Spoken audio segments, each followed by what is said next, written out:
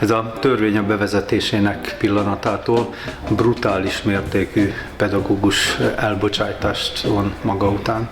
A kormány által megbízott Ecostat cég jelentése, háttértanulmánya alapján azonnal 10-15 ezer pedagógus kerül az utcára. Ezzel a 10-15 ezeres létszámcsökkenéssel egyenértékű, ugyanilyen nagyságrendű pedagógus elbocsátás várható a törvénynek abból a passzusából, hogy az igazgatók több mint 18%-kal növelhetik a pedagógusok kontaktóra számát.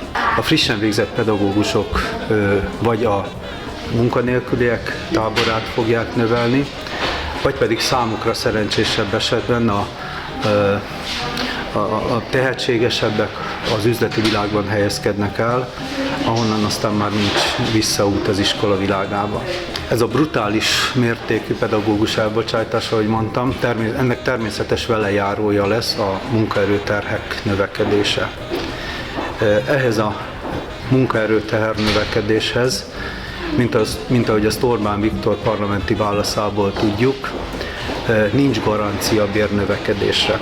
Tehát a tervezet egyetlen mézes madzagjáról, a pedagógus életpálya modellről is hiányzik a méz. Tehát méz nincs, madzag marad.